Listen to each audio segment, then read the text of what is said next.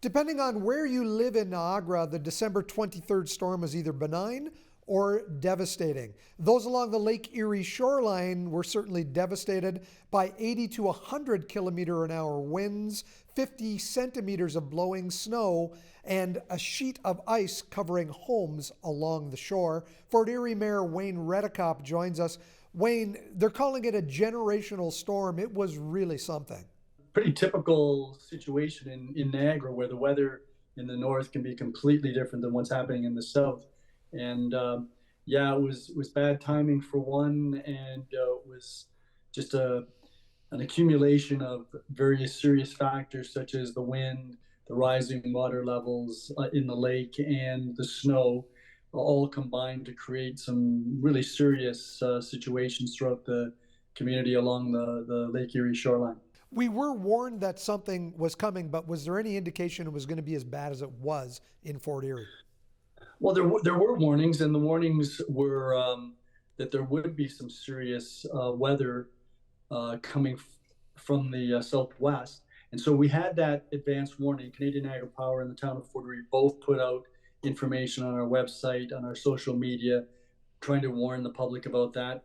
In Fort Erie, in particular, the Fort Erie Fire Department did put out some warnings. It did contact residents and residents groups along Lake Erie, suggested that they should consider alternate accommodations for the next couple of days.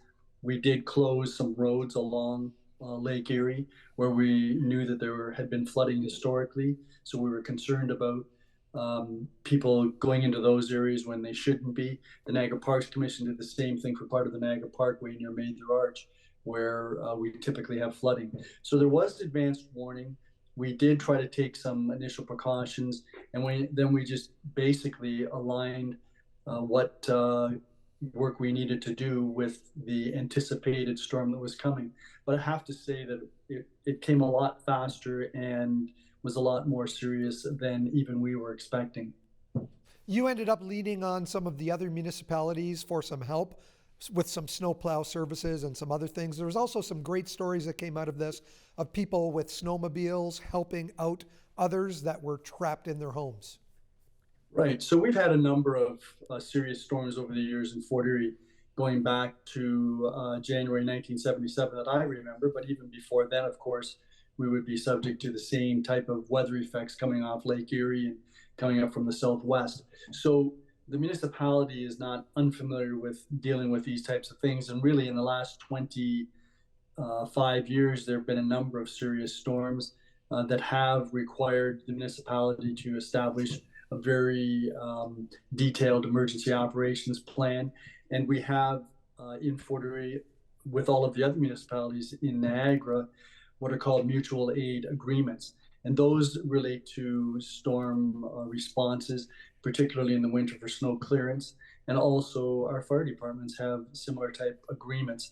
So we were able to request assistance from some of the other municipalities in Niagara that, as you say, were not necessarily affected at all, or almost not at all from the storm, and did get some great assistance from St. Catharines in terms of snow clearance equipment. They sent a large number of vehicles to assist us.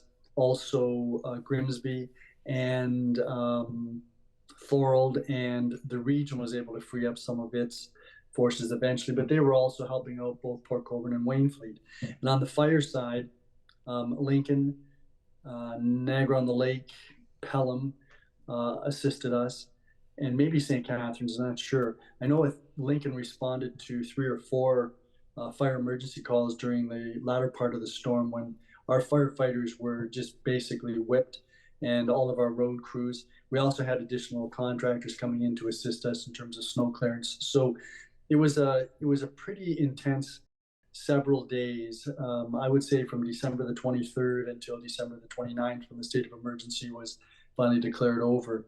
There were a lot of tired people who were working on roads, volunteer firefighters. There were obviously the hydro workers, and Canadian Niagara Power received great support from across Ontario. They had crews from Sudbury, London, Belleville, and basically all points in between. So there was a lot of effort put into this to try to make sure that people were put back into power and could at least move around. But when these types of events hit, the reality is that there is potential jeopardy, and so people really need to be careful. They need to be prudent. They need to try to make sure that they can protect themselves in advance, and then we try to assist them whenever we can as we're working our way through the storm. We're almost 3 weeks now removed from this. Is there any cleanup that still needs to be done? Oh yeah, there's lots of cleanup. I mean, the number of trees that were blown over, fell onto roads, fell onto hydro lines, other utility lines were significant. There's still a lot of private property damage that needs to be dealt with. There is municipal cleanup on some of the roads. So there's a fair bit of work still to be done. We're calculating what our losses were in terms of infrastructure damage, but also in terms of the additional costs we were put to as a municipality to try to deal with this storm. I would imagine Canadian Niagara Power is doing the same thing. And at one point they were in a situation where 11,000 customers were without power in Fort Erie Wow. alone, and that's 11,000 out of a 15,000 customer base. So significant number of people, and they were working diligently around the clock, with the exception of an 8-hour period on December the 24th between about 2 o'clock in the afternoon and 10 o'clock at night on December the 24th. It was impossible for anyone to go out safely because you could not see anything. The winds were sustained at 50 to 60 kilometers per hour, as you said, gusting to 90, 100, sometimes more. So that for much of that 8-hour period, there was very little visibility, and it just wasn't safe for people to be out. Despite having said that, there were surprisingly numbers of people that ventured out on December 23rd and 24th.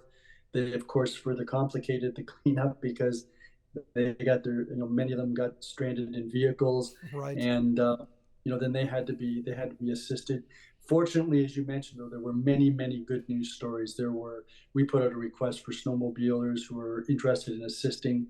Were overwhelmed with the response, and then there were many, many individuals who assisted neighbors, assisted friends, and in many cases assisted strangers. So we have lots of stories of strangers spending overnight December the 24th um, in homes that had taken them in because they were either stranded in their vehicles or they just didn't have heat or food in their own homes. So those are the good news stories, and those are the types of things that I've come to appreciate occur in Fort Erie whenever there's an emergency of this nature that arises.